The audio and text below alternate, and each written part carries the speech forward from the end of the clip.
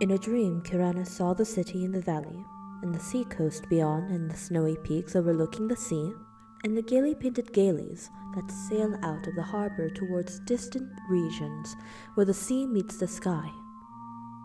In a dream, it was also that he came by his name of Kiranis, for when awake, he was called by another name. But perhaps it was natural for him to dream a new name, for he was the last of his family and alone among the indifferent millions of London. So there were not many to speak to him and remind him who he had been. His money and lands were gone, and he did not care for the ways of the people about him, but preferred to dream and write of his dreams. What he wrote was laughed at by those to whom he showed it, so that after a time he kept his writings to himself, and finally ceased to write. The more he withdrew from the world about him, the more wonderful became his dreams. And it would have been quite futile to try to describe them on paper. Kiranis was not modern, and did not think like others who wrote, whilst they strove to strip from life its embroidered robes of myths, and to show in naked ugliness the foul thing that is reality. Kiranis sought for beauty alone.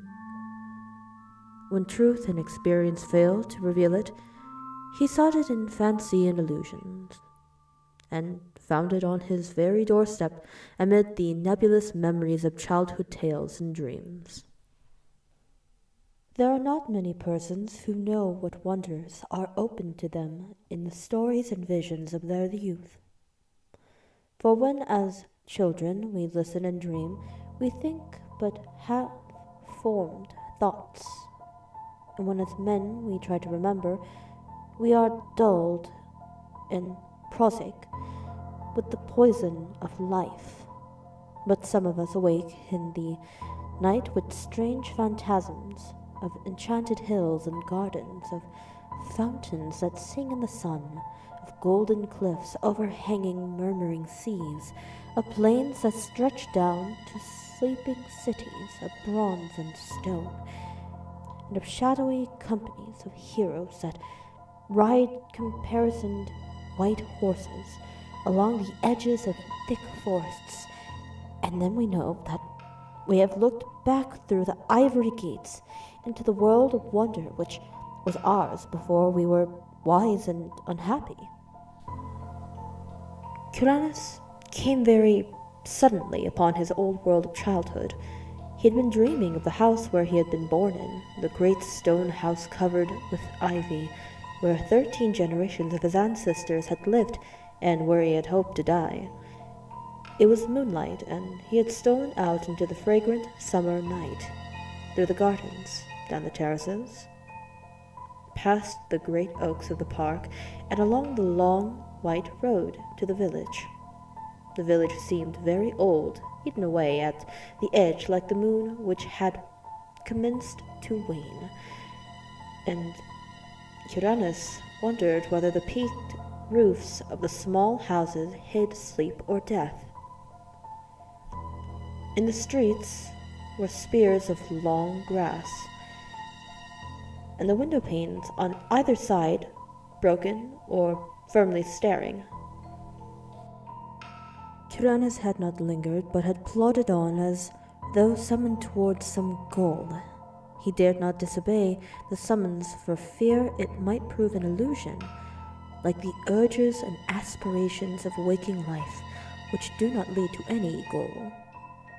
Then he had been drawn down a lane that led off from the village street toward the Channel Cliffs, and had come to the end of things, to the precipice and the abyss, where all the village and all the world fell abruptly into the unechoing emptiness of infinity, and where even the sky ahead was empty and unlit by the crumbling moon and the peering stars. Faith had urged him on, over the precipice and into the gulf, where he had floated down, down, down, past dark, shapeless, undreamed dreams. Faintly glowing spheres that may have been partly dreams and laughing winged things that seemed to mock the dreamers of all the worlds. Then a rift seemed to open in the darkness before him, and he saw the city of the valley, glistening radiantly far, far below, with a background of sea and sky, and a snow-capped mountain near the shore. Kuranes had awakened the very moment he beheld the city, yet he knew from his brief glance that it was none other than Celephais, the valley of Uth-Nargai, beyond the Tenarian hills, where his spirit had dwelt all the eternity of an hour one summer afternoon, very long ago, when he had slipped away from the nurse and let the warm sea breeze lull him to sleep as he watched the clouds from the cliff near the village. He had protested then, when they had found him, waked him, and carried him home, for just as he was aroused, he had been about to sail in a golden galley for those alluring regions where the sea meets the sky. And now he was equally resentful for waking, for he had found his fabulous city after 40 weary years. But 3 nights afterward, Kuranes came again to Celephais. As before, he dreamed first of the village that was asleep or dead, and of the abyss down which one must float silently. Then the rift appeared again, and he beheld the glittering minarets of the city, and saw the graceful galleys riding at anchor in the blue harbor, and watched the ginkgo trees of Mount Aran swaying in the sea breeze. But this time he was not snatched away, and like a winged being settled gradually over a grassy hillside till finally his feet rested gently on the turf. He is indeed come back to the valley of Uth-Nargai, in the splendid city of Celephais.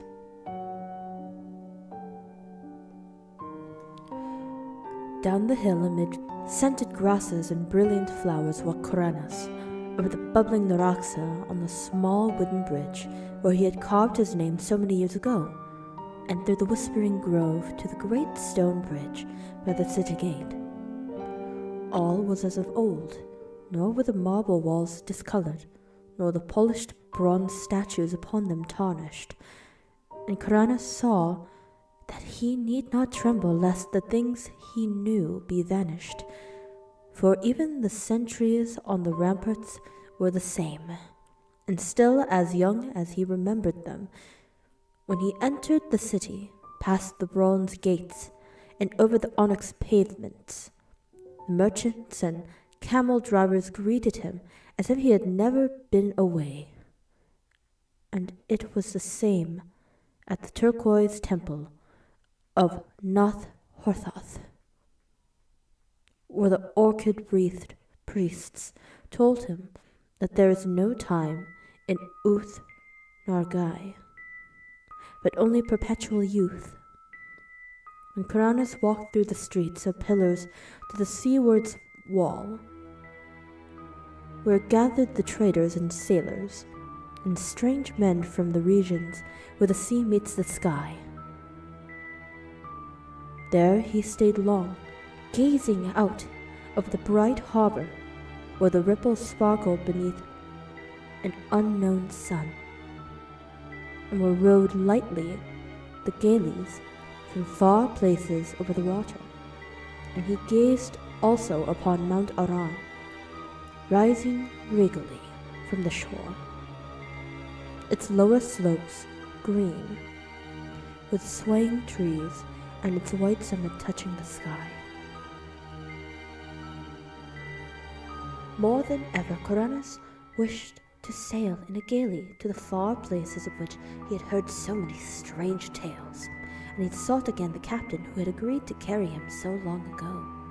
He found the man, a thief, sitting on the same chest of spice he had sat upon before, and a thief seemed to not to realize that any time had passed. And the two rowed to a galley in the harbor, and giving orders to the oarmen, commenced to sail out into the billowy Seranian sea that leads to the sky. For several days they glided undilutedly over the water, till finally they came to the horizon, where the sea meets the sky. Here the galley paused not at all, but floated easily in the blue of the sky, among fleecy clouds tinted with rose. And far beneath the keel, Coronis could see strange lands and rivers, cities of surpassing beauty, spread indolently in the sunshine, which seemed never to lessen or disappear. At length, a thief told him that their journey was near its end, and that they would soon enter the harbor of Seranian, the pink marble city of the clouds, which is built on that ethereal coast where the west wind flows into the sky. But as the highest of the city's cavern towers came into sight, there was a sound somewhere in space, and Coronis awakened in his London garret. For many months after the Coronis sought the marvelous city of Celephais and its sky-bound galleys in vain, and though his dreams carried him to many gorgeous and unheard-of places, no one whom he met could tell him how to find Uth-Nargai beyond the Tenarian hills. One night he went flying over dark mountains where there were faint, lone campfires at great distances apart, and strange, shaggy herds with tinkling bells on the leaders. And in the wildest part of his hilly country, so remote that few men could ever have seen it, he found a hideously ancient wall, or causeway of stone zigzagging along the ridges and valleys, too gigantic ever to have risen by human hands, and of such a length that neither end of it could be seen. Beyond that wall is the grey dawn. He came to a land of quaint gardens and cherry trees, and when the sun rose, he beheld such beauty of red and white flowers, green foliage and lawns, white paths, diamond brooks, blue lakelets, cavern bridges, and red-footed pagodas, that he for a moment forgot Celephais in sheer delight. But he remembered it again when he walked down a white path toward a red-roofed pagoda,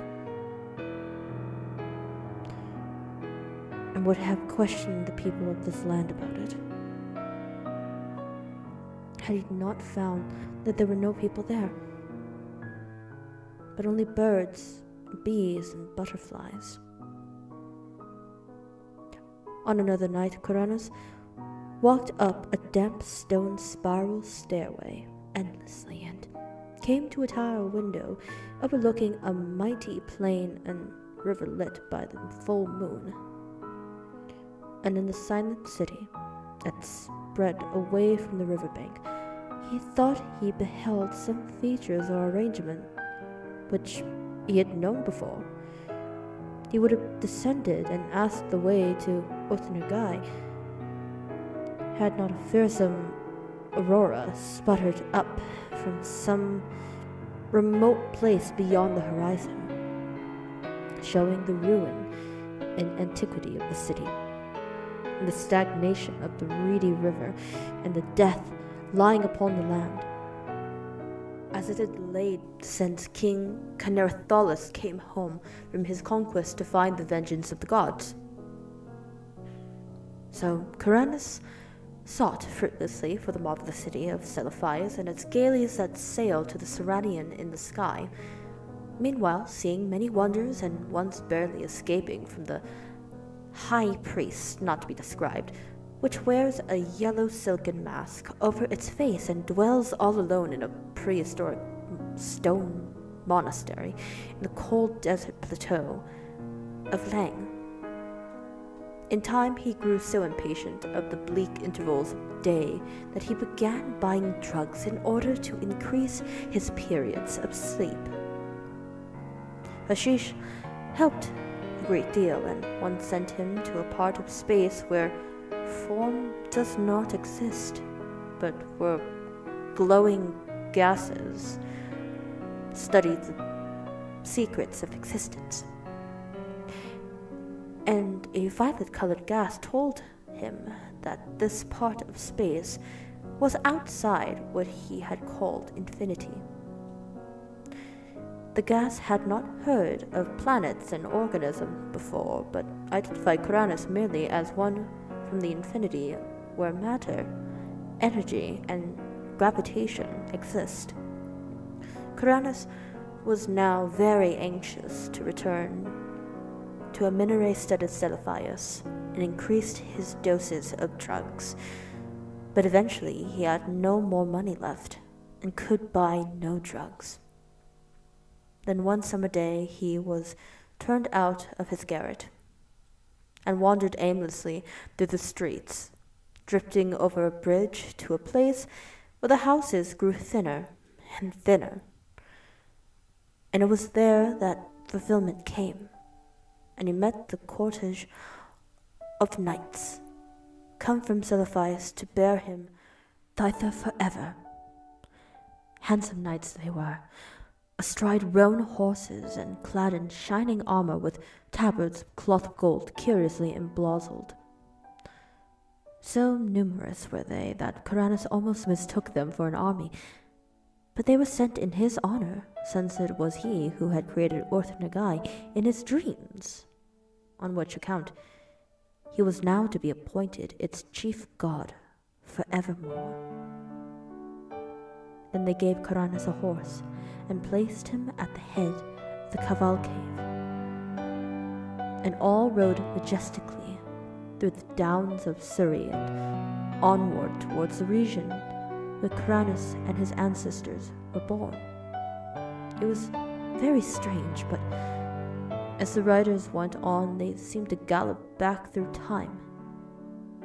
For whenever they passed through a village in the twilight, they saw only such horses and villagers as Chaucer or men before him might have seen, and sometimes they saw knights on horsebacks with small companies of retainers. When it grew dark, they traveled more swiftly, till soon they were flying uncannily, as if in the air. In the dim dawn that came upon the village which Coronis had seen alive in his childhood, and asleep or dead in his dreams, it was alive now, and early villagers curtsied as the horsemen clattered down the street and turned off into the lane that ends in the abyss of dreams. Coronis had previously entered that abyss only at night and wondered what it would look like by day. so he watched anxiously as the column approached its brink.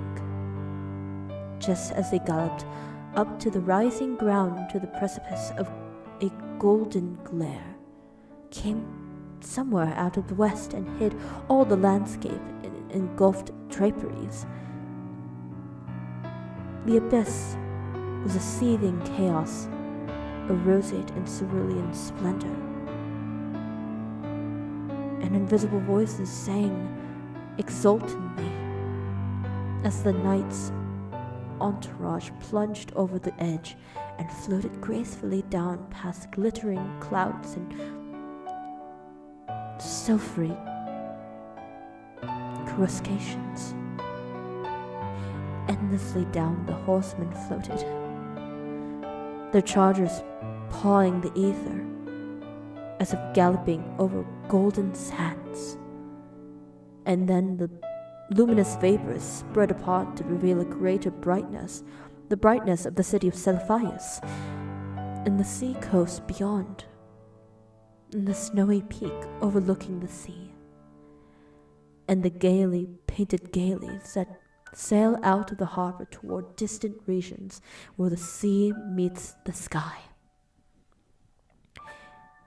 And Cronus reigned thereafter over Orth-Nagai and all the neighboring regions of Dream, and held his court alternately in Celephais and in the cloud-fashioned Seranian. He reigns there still, and will reign happily forever, though below the cliffs at Innsmouth the channel tides played mockingly with the body of a tramp who had stumbled through the half-deserted village at dawn, played mockingly, and cast it upon the rocks by ivy-covered Trevor Towers, where a notably fat and especially offensive millionaire brewer enjoys the purchased atmosphere of extinct nobility.